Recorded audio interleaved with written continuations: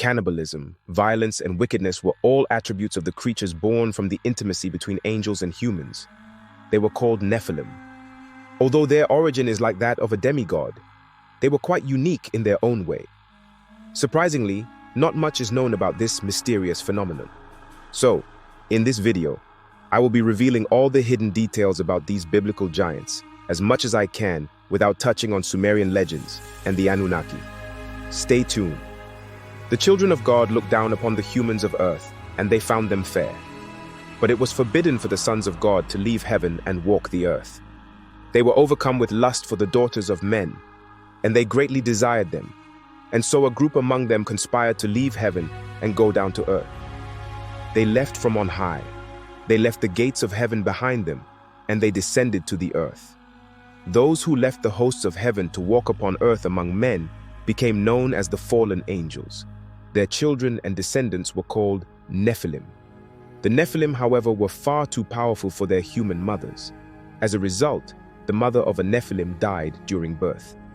According to some Kabbalistic legends, to show their acceptance of the Nephilim, the fallen angels gifted them with angelic lifespans and human souls. They also allowed their powers to be passed down to the Nephilim. However, they were generally not able to be accessed until their 18th year. These children of the fallen were proud. They became great leaders among men. They undertook to teaching their mortal brethren the secrets reserved for the gods. They taught men the art of warfare and how to make weapons in the fire. They taught men how to adorn themselves. They taught them the art of cosmetics and the wearing of jewelry. They taught men the secrets of healing herbs and how to call spirits by name. They taught men how to read signs in the heavens. They taught them various omens and divinations. They taught men how to bring forth water in the desert and how to make plants yield bountiful fruit. All the arts and sciences that the gods had forbidden, they taught to men. They taught them the secrets of living things, that the spirit of a living body resides in its blood, and by partaking of the creature's blood, the partaker gains the power of the creature whose life is in the blood. The sons of God took as wives the daughters of men, and they impregnated them. The children were part divine and part mortal, and they grew rapidly and to great stature. Their bodies were fair and smooth on the limbs, like their angelic parents, and their minds were keen. Their eyes looked upon the worlds of both heaven and earth.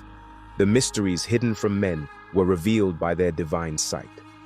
In the Kabbalistic legends, when God looked down upon the earth, he saw men living and ruling over others like gods. The Lord grew angry. He saw that men no longer poured the blood sacrifices onto the altar, but kept the life of the blood to increase their strength. And so God undertook to punish the Nephilim and wipe their seed from all the earth. Yet they had so intertwined themselves with the children of men that nearly all men bore the Nephilim's taint.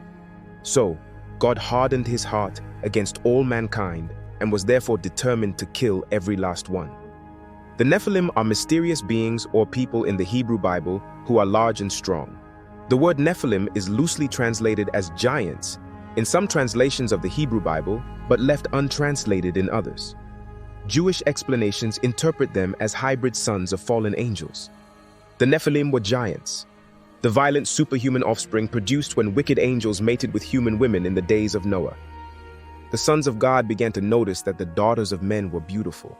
Those sons of God were spirit creatures who rebelled against God when they forsook their proper dwelling place in heaven, materialized human bodies, and began taking as wives all whom they chose. The hybrids born from this unnatural union were no ordinary children. The Nephilim were giant bullies and tyrants who filled the earth with violence. The Bible describes them as the mighty ones of old times, the men of fame. They left behind a legacy of violence and fear. At this point, the identity of the Nephilim and the sons of God is still being debated in Christian circles. There is a popular unbiblical view that the Nephilim are space aliens. Of course, most creationists rightly reject this particular view for multiple reasons, but that is not the topic of the discussion in this video. Of the views with some biblical support, some believe that fallen angels bred with women and resulted in giants called Nephilim. If the Nephilim were indeed half human and half fallen angel, then it would give great understanding to the many ancient religious views after Babel and the concept of demigods. As pointed out, Nephilim is related to the verb series to fall in Hebrew, giving support to the view that it's a term related to fallen angels. So, it does hold some status among biblical scholars. Nephilim were strong and oppressive rulers of the people, whose debauchery included rampant, forced polygamy that destroyed the family structure ordained by God. This set a pattern for oppression and general sexual depravity by the Nephilim. They exalted themselves with absolute power over others, including sexual licentiousness.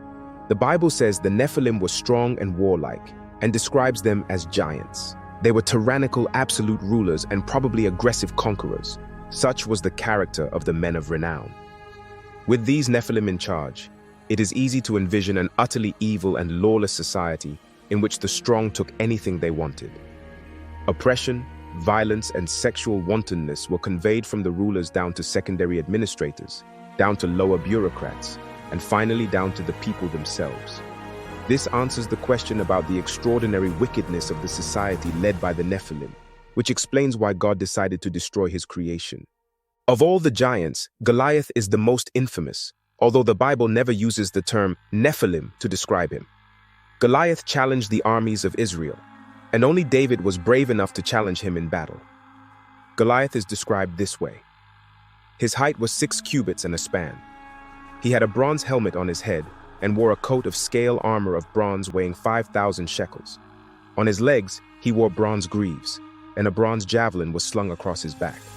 His spear shaft was like a weaver's rod, and its iron point weighed 600 shekels.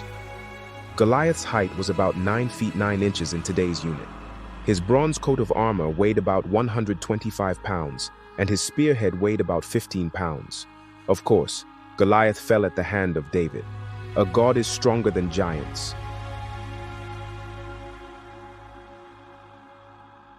All of humanity and all soulish creatures associated with humanity, except for those on board the ark, were killed. Thus, the Nephilim did not survive the flood catastrophe. The explanation for the post-flood Nephilim is that sons of God, distinct from those who went to the daughters of humans before the flood, went to the daughters of humans born after the flood.